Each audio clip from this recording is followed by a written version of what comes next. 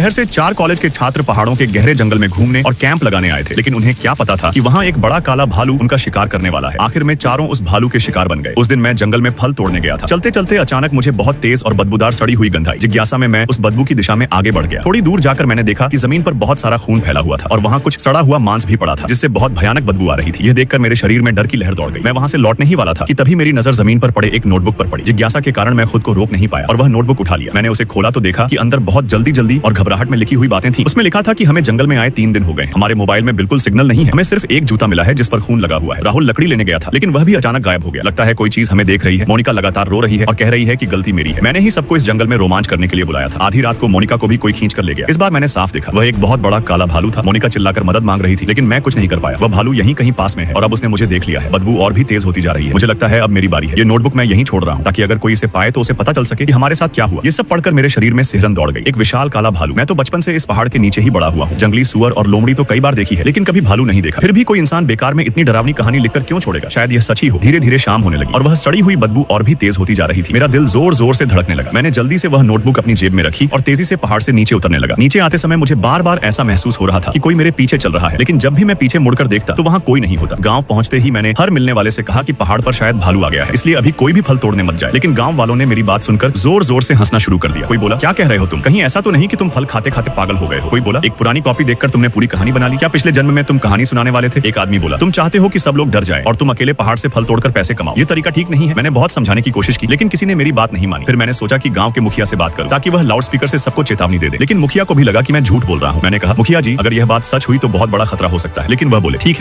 है, अब बस करो, मुझे घर जाकर खाना खाना है। मेरे पास तुम्हारी बेकार की बातें सुनने का समय नहीं है। इतना कहकर वह मुड़कर चले गए। मैं मजबूर होकर घर लौट आया और दादा दादी से कहा कि अब वे पहाड़ पर न जाएं। दादाजी बोले, बेटा, भालू तो मैंने करीब 30 साल पहले देखा था। उन दिनों पहाड़ों में बहुत भालू होते थे। भालू आमतौर पर पतझड़ के समय फल, मेवे और अनाज खाकर सर्दियों के लिए अपने शरीर में चर्बी जमा करते हैं। वे बहुत कम ही इंसानों पर हमला करते हैं। जब उन्हें खाना नहीं मिलता और वे ठीक से सर्दियों की नींद नहीं ले पाते, तभी वे इंसानों के लिए खतरनाक बनते हैं। मैं दादाजी की बातें सुनता रहा, लेकिन मेरे मन का डर कम नहीं हुआ। फिर मैंने वह नोटबुक दोबारा पढ़ी और डर और भी बढ़ गया। आखिर में मैंने पुलिस को फोन करने का फैसला किया। मैंने फोन करके पूछा, क्या हाल ही में किसी के गायब होने की रिपोर्ट आई है जिसमें मोनिका और राहुल नाम के लोग हों? उधर से जवाब आया कि अभी तक ऐसी कोई रिपोर्ट नहीं आई है और पूछा गया कि क्या मैं शिकायत दर्ज कराना चाहता हूँ। मैंने उन्हें उस नोटबुक के बारे में बताया। उन्होंने कहा कि वे इस जानकारी को ध्यान में रखेंगे। फोन रखने के बाद मुझे थोड़ा सुकून मिला। अगले दिन मैंने पहाड़ पर न जाने का फैसला किया और देर तक सोता रहा। करीब 10 बजे फोन की घंटी से मेरी नींद खुली। ये पुलिस का फोन था। वे मुझसे उस नोटबुक के बारे में विस्तार से पूछ रहे थे। मैंने पूछा, क्या कोई समस्या है? तब पुलिस अधिकारी ने बताया कि उन्हें पड़ोस के जिले से मदद का संदेश मिला है। वहाँ एक हफ्ता पहले 4 कॉलेज के छात्र पहाड़ पर घूमने गए थे, लेकिन उन्होंने अपने घर वालों को नहीं बताया था। कल उनके परिवार वालों ने गुमशुदगी की रिपोर्ट लिखवाई है। उन चारों में मोनिका और राहुल नाम के छात्र भी हैं। पुलिस और बचाव दल अब उस पहाड़ में उन्हें खोजने जा रहे हैं और वे हमारी तरफ भी खोज अभियान चलाएंगे। यह सुनकर मेरे मन में डर और बढ़ गया, क्योंकि वह पहाड़ हमारे पहाड़ से जुड़ा हुआ है और दोनों के बीच सैकड़ों किलोमीटर का घना जंगल फैला हुआ है, जहाँ बहुत कम लोग जाते हैं। हो सकता है वे छात्र रास्ता भटककर हमारे पहाड़ की तरफ आ गए। पुलिस अधिकारी ने मुझसे कहा कि मैं उस नोटबुक को संभाल कर रखूं, क्योंकि वे जल्द ही हमारे गांव आने वाले हैं। उस समय दादा दादी आंगन में बैठे थे और मैं बाहर आकर उन्हें यह सब बताने लगा। वे बच्चे सच में हमारे पहाड़ वाले इलाके में आए थे क्या? कहीं सच में उनका सामना काले भालू से तो नहीं हो गया? भालू था या नहीं, यह तो पता नहीं, लेकिन कल सुबह बारिश हुई थी और इस मौसम में भीगना बहुत खतरनाक होता है। मैं शाम तक इंतजार करता रहा, लेकिन पुलिस नहीं आई। पता नहीं क्या हुआ। रात करीब 9 बजे बाहर शोर सुनाई दिया और टॉर्च की रोशनी इधर उधर चमक रही थी। मैं बाहर गया तो पता चला कि अर्जुन गायब हो गया है। वह रोज फल तोड़ने जाता था और अंधेरा होने से पहले घर लौट आता था, लेकिन आज बहुत देर हो गई थी और वह वापस नहीं आया था। फोन भी नहीं उठा रहा था। किसी ने कहा, कहीं वह किसी खाई में गिर तो नहीं गया? यह सुनकर गांव के मुखिया ने जल्दी से 8-9 लोगों को इकट्ठा किया और पहाड़ पर उसे ढूंढने निकल पड़े। मैं भी टॉर्च और डंडा लेकर उनके साथ चल पड़ा। पतझड़ की रात में पहाड़ बहुत ठंडा हो जाता है और बीच बीच में उल्लू की डरावनी आवाज सुनाई देती थी, जिससे मेरे रोंगटे खड़े हो रहे थे। हम लोग उस जगह के आसपास जोर जोर से अर्जुन को आवाज लगाकर ढूंढते रहे, जहाँ उसे दिन में आखिरी बार देखा गया था। लेकिन बहुत देर तक ढूंढने पर भी उसका कोई पता नहीं चला। तभी अचानक मैंने अपनी नाक सिकोड़कर सूंघा, जैसे कहीं से खून की गंध आ रही हो। टॉर्च की रोशनी जमीन पर पड़ी तो वहाँ खून का एक बड़ा धब्बा दिखाई दिया और उसके पास कई तरह के बिखरे हुए पैरों के निशान भी थे। मैंने जल्दी से सबको बुलाया। कोई बोला, ये इंसान का खून है या किसी जानवर का? देखो, पैरों के निशान भी बहुत उलझे हुए हैं। लगता है यहाँ किसी ने बहुत जोर से संघर्ष किया है। सब लोग आसपास फिर से ढूंढने लगे। तभी मुझे जमीन पर जानवर के बालों का एक गुच्छा मिला। सब लोग उस बालों को देखकर कुछ देर के लिए चुप हो गए। कोई बोला, ये किस जानवर के बाल हैं? यह तो न बिल्ली के लगते हैं न कुत्ते के। तभी अचानक कुछ पक्षी घबराकर जोर से पंख फड़फड़ाते हुए आसमान में उड़ गए। हवा नहीं चल रही थी, फिर भी पेड़ों की डालियां जोर जोर से हिलने लगी। मेरे दिल में अचानक डर बैठ गया। बाकी लोग भी घबरा गए और बोले, चलो आज घर चलते हैं, कल फिर ढूंढेंगे। सब लोग तुरंत वापस लौटने लगे। मैंने जल्दी से उन बालों में से कुछ उठाकर अपनी जेब में रख ली और आगे चल रहे लोगों के पीछे दौड़ पड़ा। मैं सबसे पीछे चल रहा था और मुझे बार बार लग रहा था जैसे कोई हमारे पीछे चल रहा है। गांव के पंचायत घर में अर्जुन की पत्नी और मुखिया अभी भी चिंतित बैठे थे और मेरे दादा भी वहीं थे। मैंने जेब से वह बाल निकालकर उन्हें दिखाए। दादा ने जैसे ही देखा, उनका चेहरा बदल गया और वे घबराकर बोले, ये तो काले भालू के बाल हैं। ये सुनते ही अर्जुन की पत्नी जमीन पर बैठकर जोर जोर से रोने लगी और कहने लगी, अब हमारे घर का क्या होगा? कोई उसे संभालने लगा, कोई समझाने लगा और कोई गहरी सांस भरकर चुप हो गया। तभी पुलिस वाले कृष्णा जी का फोन आया। उन्होंने बताया कि हाल की भारी बारिश के कारण पहाड़ की सड़क का एक हिस्सा टूट गया है, इसलिए उनकी गाड़ी नहीं आ पा रही है और रास्ता साफ करने में समय लगेगा। शायद वे कल ही हमारे गांव पहुंच पाएंगे। मैंने उन्हें अर्जुन के गायब होने और भालू के बाल मिलने की बात भी बताई। तब कृष्णा जी ने कहा कि मैं फोन मुखिया को दे दूं। उन्होंने मुखिया से कहा कि तुरंत पूरे गांव को बता दें कि अब कोई भी पहाड़ पर अकेले न जाए। मुखिया ने तुरंत लाउडस्पीकर से ऐलान किया कि सब लोग ध्यान दें, अब कोई भी पहाड़ पर मत जाए क्योंकि वहाँ शायद आदमखोर भालू है। मुखिया ने यह बात कई बार दोहराई। फिर सबको घर जाने को कहा। घर लौटकर मैं बिस्तर पर लेट गया, लेकिन मुझे बिल्कुल नींद नहीं आ रही थी और दिमाग में दिन भर की सारी बातें घूम रही थी। मैंने घड़ी देखी तो रात के 2 बजे से ज्यादा हो चुके थे। तभी अचानक दरवाजे पर जोर जोर से दस्तक होने लगी। दादा और दादी गहरी नींद में थे, इसलिए मैं उन्हें जगाना नहीं चाहता था और खुद देखने बाहर जाने लगा। मैंने दरवाजे के पास जाकर पूछा, इतनी रात में कौन है, क्या काम है? लेकिन बाहर से कोई जवाब नहीं आया, बस दरवाजा लगातार पीटा जा रहा था। मुझे बहुत अजीब लगा और लगा शायद कोई बुजुर्ग पड़ोसी किसी परेशानी में होगा। तभी अचानक मेरी नाक में वही सड़ी हुई बदबू आई जो मुझे पहाड़ पर मिली थी। मेरे दिल में ठंड सी उतर गई। दादा ने मुझे पहले ही बताया था कि काला भालू बहुत चालाक होता है और इंसानों की नकल भी कर सकता है। पहले भी कई लोग पहाड़ पर दूर से किसी को हाथ हिलाते देखते थे और पास जाकर पता चलता था कि वह भालू है और फिर वे मारे जाते थे। दरवाजे पर दस्तक और तेज हो गई। मैं जल्दी से दरवाजे से दूर हट गया और सोचा पहले देखता हूँ बाहर कौन है। मैं एक सीढ़ी लाया और उसे दीवार से लगाकर ऊपर चढ़ गया ताकि बाहर झांक सकूं। जैसे ही मैंने नीचे देखा, मेरा दिल जोर से धड़कने लगा। दरवाजे के बाहर एक पहाड़ जितना बड़ा काला भालू सीधा खड़ा था और उसके सिर पर एक पुआल की टोपी थी। अगर किसी की नजर कमजोर हो तो सच में उसे इंसान समझ सकता था। लगता है अर्जुन को वही भालू मारकर उसकी टोपी ले आया था। मेरा दिल इतनी तेजी से धड़क रहा था कि जैसे बाहर निकल जाएगा। मैं कांपते हुए धीरे धीरे नीचे उतरने लगा, लेकिन गलती से आवाज हो गई। भालू ने तुरंत सिर घुमाया और अपनी छोटी गोल आंखों से मुझे घूरने लगा। फिर वह जोर से दहाड़ा और मेरी तरफ बढ़ने लगा। मैं डर के मारे जोर से चिल्लाया और सीढ़ी से नीचे गिर पड़ा। मेरी आवाज सुनकर दादा दादी भी जाग गए और दौड़ते हुए बाहर आए और पूछने लगे क्या हुआ। मैंने कांपते हुए कहा बाहर भालू है, काला भालू। तभी बाहर से भालू की भारी आवाज सुनाई देने लगी। फिर वह और भी ज्यादा पागल हो गया और दरवाजे को जोर जोर से पीटने लगा। मैं और दादा जल्दी से सामान खींचकर दरवाजे के पीछे लगाने लगे। दादा बोले जल्दी अंदर जाओ। मैं तुरंत अपने कुत्ते अर्जुन को उठाकर दादा दादी के साथ भागकर घर के अंदर आ गया। थोड़ी देर बाद जब सांस संभली तो मैंने तुरंत मोबाइल निकाला और गांव के मुखिया और पड़ोसियों को फोन किया। मैंने कहा मुखिया जी, काला भालू मेरे घर के दरवाजे पर है। आप लाउडस्पीकर से सबको बता दीजिए कि कोई भी घर से बाहर ना निकले। लेकिन मुखिया गुस्से में बोला, आधी रात को कैसी बेकार की बातें कर रहे हो? भालू तुम्हारे घर कैसे आ सकता है? उसकी बात सुनकर मुझे बहुत गुस्सा आया। तभी दादा ने मेरे हाथ से फोन छीन लिया और उसे जोर से डांट दिया। जब मुखिया ने सुना कि दादा खुद कह रहे हैं कि भालू आया है तो वह डर गया और तुरंत लाउडस्पीकर से पूरे गांव को चेतावनी देने लगा। मैंने फोन रखने के बाद दरवाजे की तरफ नजर रखी और कुछ देर बाद बाहर सब शांत हो गया। मैंने सोचा शायद भालू चला गया है। मैं अभी बाहर देखने ही जा रहा था कि तभी वह काला भालू दीवार पर चढ़ गया और एक ही छलांग में आंगन के अंदर कूद पड़ा। वह जोर से दहाड़ता हुआ सीधे घर की तरफ भागा और कुछ ही पल में दरवाजे तक पहुंच गया और जोर जोर से दरवाजा तोड़ने लगा। यह देखकर मैं बिल्कुल स्तब्ध रह गया और डर के मारे मेरा शरीर कांपने लगा। तभी दादा ने मेरा फोन छीनकर कहा, ऐसे खड़े मत रहो, जल्दी आओ और फर्नीचर लाकर दरवाजे के आगे लगा दो। दादा की बात सुनकर मुझे होश आया और मैं जल्दी से उनके साथ मिलकर भारी सामान उठाकर दरवाजे के आगे लगा दिया। जब दरवाजा पूरी तरह बंद हो गया तो मुझे थोड़ी राहत मिली। तभी अचानक भालू ने दिशा बदली और खिड़की पर झपट पड़ा। उसने एक ही वार में खिड़की का कांच तोड़ दिया और उसका सिर और पंजे अंदर आ गए। वह अपने लंबे पंजे अंदर घुमाने लगा और खिड़की का फ्रेम भी टूटने लगा। कुत्ता जोर जोर से भौंकने लगा। दादी डरकर चिल्ला रही थी और दादा घर में हथियार ढूंढ रहे थे। घर के अंदर अफरा तफरी मच गई। मैंने दांत भींचकर एक लंबी लकड़ी उठाई और पूरी ताकत से भालू पर दे मारी। वह वार लगते ही दर्द से पीछे हट गया। मैं मन ही मन सोच रहा था, क्या सच में यह एक भालू है? मैंने सुना था कि काले भालू बहुत चालाक होते हैं, लेकिन इतने चालाक होंगे ये कभी नहीं सोचा था। मैं दादा और दादी के साथ सांस रोके चुप बैठा रहा। हम लोग पूरी रात ऐसे ही डर में बैठे रहे। आखिर सुबह हो गई। जब बाहर लोगों की आवाजें सुनाई देने लगी तब हम बाहर निकलने की हिम्मत कर पाए। आंगन से बाहर निकलकर जब हमने दीवार के पास देखा तो हम सब हैरान रह गए। वहाँ दीवार के सहारे लकड़ियों का ढेर लगा था, जैसे किसी ने सीढ़ी बना ली हो। मैं हैरान होकर बोला, यह सच में भालू था क्या? उसके दिमाग में इतनी चालाकी कैसे हो सकती है कि उसने खुद ही चढ़ने के लिए सीढ़ी बना ली? तभी कुछ लोग भागते हुए आए और हमें बुला कर ली। परिवार के घर ले गए। वहाँ पहुंचकर देखा कि आंगन लोगों से भरा हुआ था। मैं और दादा अंदर गए तो किसी ने कहा अगर थोड़ा और देर हो जाती तो परिवार खत्म हो जाता। किसी ने पूछा कि मोनिका और बच्चा कैसे बच गए। किसी ने बताया कि जब मोनिका भालू से लड़ रही थी तब उसका पति बच्चे को लेकर सीढ़ी से ऊपर चढ़कर अटारी में छिप गया और भालू उन्हें देख नहीं पाया, इसलिए उनकी जान बच गई। तभी कुछ गाड़ियां गांव में आकर रुकी। उनमें से 2 पुलिस अधिकारी और 6 लोगों की एक बचाव टीम उतरी। पुलिस अधिकारी कृष्णा जी ने बचाव दल को कहा कि ली परिवार के घायल लोगों को तुरंत अस्पताल ले जाओ। मरने वालों को भी ले जाना होगा क्योंकि बाद में जांच करनी पड़ेगी। फिर कृष्णा जी ने वह नोटबुक देखी जो मुझे जंगल में मिली थी और मुझसे रात की पूरी घटना पूछी। उन्होंने कहा यह भालू कल रात से ही तुम लोगों पर नजर रखे हुए था और तुम लोगों के पीछे पीछे गांव तक आ गया। उसने इंसान का मांस छक लिया है, इसलिए वह अब आसानी से नहीं रुकेगा। उसे जल्द से जल्द पकड़ना या मारना पड़ेगा। इतना कहकर उन्होंने पुलिस स्टेशन फोन किया और लोगों को भेजने के लिए कहा। फिर वे खुद बचाव टीम को लेकर पहाड़ पर जाने की तैयारी करने लगे ताकि भालू और गायब लोगों को ढूंढा जा सके। मैं तुरंत आगे आया और कहा कि मैं भी उनके साथ जाना चाहता हूँ। दादी ने मुझे पकड़कर कहा कि बेकार में मत जाओ, लेकिन मैंने कहा दादी उन्हें इस पहाड़ के रास्ते नहीं पता है। अगर मैं साथ रहूंगा तो रास्ता दिखा सकूंगा और शायद हम उस भालू को जल्दी पकड़ सके। आप चिंता मत करो, पुलिस के पास बंदूक है और भालू कितना भी मजबूत हो गोली से डरता है। जब मैं जाने लगा तो दादा भी बोले अगर मेरा पोता जा रहा है तो मैं भी जाऊंगा। मैंने पहले जंगल में काम किया है, शायद मैं भी मदद कर सकूं। इस तरह हम सब लोग मिलकर उस बड़े पहाड़ के जंगल में चले गए। जंगल में घुसते ही दादा ने जमीन पर भालू के ताजे निशान देख लिए और वहाँ से सड़े हुए मांस जैसी बदबू भी आ रही थी। अगर भालू ज्यादा फल और अनाज खाता है तो उसकी बीट इतनी बदबूदार नहीं होती। इतनी तेज बदबू तभी आती है जब वह ज्यादा मांस खाता है। उसके बाद सब लोग मेरे साथ अर्जुन के गायब होने वाली जगह पर गए। वहाँ पहुंचकर हमने उसका खून देखा। पुलिस अधिकारी कृष्णा जी ने भी जांच करके कहा कि यह सच में इंसान का खून है। थोड़ी देर बाद हमें एक बैग भी मिला। जानकारी मिलान करने पर पता चला कि यह उन 4 कॉलेज के छात्रों में से किसी का बैग है, लेकिन उसके अलावा हमें सिर्फ भालू की बीट और पंजों के निशान मिले और कुछ भी नहीं मिला। कृष्णा जी बोले अजीब बात है, काला भालू आमतौर पर शिकार को वहीं बैठकर खाता है, फिर यहाँ हमें शरीर के बाकी हिस्से क्यों नहीं मिल रहे? तभी किसी ने कहा कृष्णा जी अब अंधेरा होने वाला है, अगर रात हो गई तो सबके लिए खतरा बढ़ जाएगा, क्यों ना हम कल फिर आए? कृष्णा जी ने सिर हिलाकर हामी भर दी। वापस आते समय मैं पानी पीने के लिए रुका। तभी मुझे बहुत हल्की सी किसी के मदद के लिए पुकारने की आवाज सुनाई दी। मैंने ध्यान से कान लगाया तो सच में किसी के चिल्लाने चिल्लाने की आवाज आ रही थी। मैं तुरंत दौड़कर कृष्णा जी के पास गया और उन्हें बताया। उन्होंने तुरंत सबको अलग अलग दिशाओं में ढूंढने को कहा। थोड़ी देर बाद मैंने देखा कि पहाड़ की ढलान से करीब 7-8 मीटर नीचे चट्टान पर कोई आदमी पड़ा हुआ है। उसका चेहरा खून से सना हुआ था और खून सूख भी चुका था। हालत बहुत डरावनी लग रही थी, लेकिन मैंने पहचान लिया कि वह अर्जुन था। वह जमीन पर पड़ा हुआ था और कमजोर आवाज में बोला, गणेश मुझे बचा लो। मैंने कहा, अर्जुन हिलना मत, हम अभी तुम्हें ऊपर निकालते हैं। मैं बहुत खुश भी था और हैरान भी, क्योंकि मुझे लगा था कि वह मर चुका होगा। बचाव दल के लोगों ने रस्सी बांधी और नीचे उतरकर अर्जुन को ऊपर खींच लिया। उसके शरीर पर कई चोटें थी, लेकिन कोई बड़ी जानलेवा चोट नहीं थी। अंधेरा होने वाला था, इसलिए हम जल्दी जल्दी उसे सहारा देकर पहाड़ से नीचे उतरने लगे। रास्ते में उसने पूछा, घर पर सब कैसे हैं? हम नहीं चाहते थे कि उसे ज्यादा दुख लगे, इसलिए हमने कहा कि मोनिका और बच्चा ठीक है और दोनों बूढ़े अभी अस्पताल में इलाज करा रहे हैं। फिर हमने उससे पूछा कि वह बच कैसे गया। अर्जुन बोला, रात को मैंने गांव के मुखिया की चेतावनी सुनी तो तुरंत घर के दरवाजे और खिड़कियां बंद कर ली, लेकिन फिर भी भालू घर में घुस आया। मैं उससे लड़ते हुए बेहोश हो गया। जब मुझे होश आया तो देखा कि वह मेरे कपड़ों के पीछे वाले हिस्से को दांतों से पकड़कर मुझे पहाड़ की तरफ घसीटते हुए ले जा रहा था। वह मुझे खा नहीं रहा था और मैं डर के मारे हिल भी नहीं रहा था, इसलिए मैंने मरे होने का नाटक किया। वह मुझे घसीटते हुए पाइन वाले पहाड़ तक ले गया। वहां उसने मुझे छोड़ दिया और पास खड़ा होकर आराम करने लगा। तभी मुझे याद आया कि उस चट्टान के नीचे एक बड़ा पत्थर है जहां बचपन में मैं फल तोड़ने उतरा था। मैंने मौका देखकर भागकर चट्टान के किनारे जाकर बेल पकड़कर नीचे उतरकर उस पत्थर पर चढ़ गया। भालू नीचे उतरकर मुझे पकड़ना चाहता था, लेकिन वह बहुत भारी था, इसलिए नीचे नहीं उतर पाया। थोड़ी देर बाद एक छोटा भालू भी वहां आ गया। वे दोनों काफी देर तक ऊपर घूमते रहे, फिर चले गए। मुझे डर था कि वे वापस आ सकते हैं, इसलिए मैं वहीं पड़ा रहा और किसी के आने का इंतजार करता रहा। अर्जुन ने कहा, हाँ वहाँ एक छोटा भालू भी था, शायद वही बड़े वाले का बच्चा होगा। तभी आगे चल रहे कृष्णा जी अचानक मुड़े और धीरे से हमें चुप रहने का इशारा किया। मैंने ऊपर देखा और डर के मारे मेरी सांस अटक गई। चांदनी में दूर से दिखाई दे रहा था कि गांव के किनारे एक घर की दीवार के पास 2 काले भालू घूम रहे हैं। मैं धीरे से बोला, यह माँ और बच्चा हमारे गांव को जैसे खाना खाने की जगह समझ बैठे हैं। कृष्णा जी ने हमें झाड़ियों के पीछे छिपने को कहा और खुद एक दूसरे पुलिस वाले के साथ पिस्तौल लेकर धीरे धीरे गांव की तरफ बढ़ने लगे। तभी मैंने देखा कि गांव का शराबी रुद्रा लड़खड़ाता हुआ रास्ते पर आ रहा है। वह हमेशा शराब पीकर ही रहता था और शायद ही कभी होश में दिखता था। वह रास्ते के किनारे खड़ा होकर पेशाब करने लगा और उसे जरा भी अंदाजा नहीं था कि खतरा सामने खड़ा है। तभी माँ भालू और उसका बच्चा आवाज सुनकर उसे देख चुके थे और तुरंत उस पर झपटने के लिए दौड़े। उधर रुद्रा को अभी भी कुछ समझ नहीं आया था। तभी दोनों पुलिस वालों ने तेजी से गोली चलानी शुरू कर दी और गोलियों की आवाज पटाखों की तरह गूंजने लगी। घायल माँ भालू ने पुलिस वालों की तरफ दहाड़ा और फिर अपने बच्चे के साथ हमारी तरफ भागने लगी। कृष्णा जी और बाकी लोग उसका पीछा करने लगे, लेकिन हमारे पास लोग होने के कारण वे खुलकर गोली नहीं चला रहे थे। मैं झाड़ियों के पीछे छिपा हुआ सांस भी नहीं ले रहा था। कुछ ही पल में वह माँ भालू टैंक की तरह मेरे सामने से दौड़ती हुई निकल गई और छोटा भालू उसके पीछे भाग रहा था। तभी अचानक मेरे दादा पीछे से उठे और कुल्हाड़ी उठाकर छोटे भालू पर वार कर दिया। कुल्हाड़ी उसके पीठ में धंस गई। छोटा भालू दर्द से चीख कर खड़ा हुआ और दादा पर झपट पड़ा। उसी समय गोली की आवाज आई और छोटा भालू दर्द से चिल्लाने लगा। कुछ देर तड़पने के बाद वह जमीन पर गिरकर बेहोश हो गया। जब माँ भालू ने अपने बच्चे को गिरते देखा तो वह वापस मुड़ी और हमारी तरफ दौड़ी, लेकिन तभी कृष्णा जी भी हमारे पास पहुंच गए। माँ भालू कुछ देर हमें घूरती रही और फिर अचानक मुड़कर जंगल की तरफ भाग गई। कृष्णा जी ने तुरंत कहा कि हम सब जल्दी गांव में लौट जाएं, क्योंकि हो सकता है वह फिर वापस आ जाए। जब हम गांव पहुंचे तो लोगों ने उस छोटे भालू की लाश को चौक में रख दिया और कहने लगे कि कल पूरे गांव के लिए उसका मांस पकाया जाएगा। मैंने उस छोटे भालू को देखा, लेकिन मुझे उस पर जरा भी दया नहीं आई, क्योंकि जो भालू इंसान का मांस खा चुका होता है उसका स्वभाव कभी नहीं बदलता और उसे मार देना ही सही होता है। तभी किसी ने कहा, अजीब बात है, इतना बड़ा भालू तो लगभग बड़ा हो चुका था, फिर भी अपनी माँ के साथ क्यों घूम रहा था। मैंने सोचा शायद भालुओं में भी कुछ बच्चे ऐसे होते होंगे जो बड़े होकर भी माँ के साथ ही रहते हैं। रात में माँ भालू के बदला लेने के डर से कृष्णा जी और मुखिया ने कई ताकतवर लोगों को मशाल और हथियार देकर पूरी रात पहरा देने के लिए लगा दिया। मैं भी पहरा देने जाना चाहता था, लेकिन पुलिस अधिकारी कृष्णा जी ने मुझे घर जाकर सोने को कहा। उन्होंने कहा कि सुबह और पुलिस बल आएगा और शायद उन्हें रास्ता दिखाने के लिए मेरी जरूरत पड़े। सुबह आखिरकार मदद पहुंच गई। हर पुलिस वाले के हाथ में काले रंग की लंबी बंदूक थी। कृष्णा जी सबको लेकर पहाड़ पर चढ़े और पूरे इलाके में खोज शुरू कर दी। थोड़ी ही देर में हमें ताजा खून का एक धब्बा मिला। जांच करने पर पता चला यह वही खून था जो कल रात घायल हुई माँ भालू का था। हम सब उस खून के निशान के पीछे पीछे चलते गए। कई पहाड़ी ढलान पार करने के बाद हमें एक छिपी हुई गुफा मिली। गुफा के मुहाने पर जमीन पर कई फटे हुए कपड़े और इंसानी शरीर के टुकड़े बिखरे हुए थे। शायद ये उन लोगों के थे जो मारे गए थे। जब हम गुफा के अंदर गए तो इतनी भयानक सड़ी हुई बदबू आई कि वह सीधे दिमाग में चढ़ गई। मैं उसे सहन नहीं कर पाया और कुछ पुलिस वालों के साथ बाहर भाग आया। हम सब बाहर आकर जोर जोर से उल्टियां करने लगे। कृष्णा जी धीरे धीरे अंदर जाकर देखने लगे और थोड़ी देर बाद बाहर आकर बोले कि माँ भालू शायद अंदर ही है, लेकिन गुफा के अंदर का रास्ता बहुत टेढ़ा मेढ़ा और गहरा है और वहाँ बहुत अंधेरा भी है, इसलिए बिना सोचे समझे अंदर जाना खतरनाक होगा। किसी ने पूछा, क्या कोई तरीका है जिससे उसे बाहर निकाला जा सके और गुफा के बाहर ही मार दिया जाए? मैंने थोड़ा सोचकर कहा, पहले देखना चाहिए कि गुफा का कोई और रास्ता तो नहीं है। अगर नहीं है तो हम धुआं करके उसे बाहर निकाल सकते हैं। सब लोगों ने मेरी बात मान ली और सूखी घास और लकड़ी जलाकर धुआं करने लगे। हम सब पंखे और कपड़े से धुआं गुफा के अंदर भेजने लगे, लेकिन 1 घंटे तक कोशिश करने के बाद भी माँ भालू बाहर नहीं आई। मेरी बाहें दर्द से थक गईं और धुएं से आंखों में पानी आने लगा। मुझे लगने लगा कि शायद मेरा तरीका बेकार था। कृष्णा जी भी थोड़ा सोच में पड़ गए और बोले, शायद भालू गुफा में है ही नहीं। तभी अचानक मैंने देखा कि धुएं के बीच से एक बड़ा सा काला साया मेरी तरफ झपटता हुआ आ रहा है। मैं चिल्लाया, अरे ये तो माँ भालू है। मुझे सोचने का भी मौका नहीं मिला और मैं जान बचाकर भागने लगा, लेकिन मैं भालू से तेज नहीं भाग सका। कुछ ही पलों में वह मेरे पीछे पहुंच गई। तभी उसने अपने पंजे से जोर का वार किया और मुझे एक भारी चोट लगी। मैं जोर से जमीन पर गिर पड़ा और लगा कि अब वह मुझे पकड़ लेगी। तभी अचानक एक जोरदार धमाका हुआ और किसी ने गोली चला दी। माँ भालू दर्द से दहाड़ी और जमीन पर गिरते हुए धूल उड़ा दी। मैं समझ गया कि मैं बच गया हूँ, लेकिन तभी गुफा के अंदर से फिर से भालू की दहाड़ सुनाई दी। हम सब हैरान रह गए और सोचने लगे क्या गुफा के अंदर एक और भालू है, लेकिन वह बाहर नहीं आया, बस अंधेरे में दर्द से चिल्लाता रहा। कृष्णा जी ने थोड़ी देर सोचकर फैसला किया कि हमें फिर से गुफा के अंदर जाना चाहिए। वे कुछ पुलिस वालों को लेकर धीरे धीरे सावधानी से अंदर बढ़े। लगभग आधे घंटे बाद वे लोग एक और मरे हुए काले भालू को घसीटते हुए बाहर लाए। यह वाला भी आकार में छोटा था और लगता था कि वह उसी परिवार का था। मैंने देखा कि उसके दोनों पिछले पैर नहीं थे। घाव देखकर लगा कि शायद वह किसी शिकार वाले फंदे में फंसकर कट गए थे। वह अपाहिज था, लेकिन फिर भी उसका शरीर मोटा ताजा था। तब मुझे सब समझ आ गया और मेरा मन भारी हो गया। शायद किसी इंसान ने गैर कानूनी शिकार के जाल से उसके पैर काट दिए थे और बाकी 2 भालू उसे छोड़कर नहीं गए, बल्कि उसके लिए खाना लाकर खिलाते रहे। इंसानों की क्रूरता और जंगल में खाने की कमी ने ही उन्हें इंसानों पर हमला करने वाला बना दिया।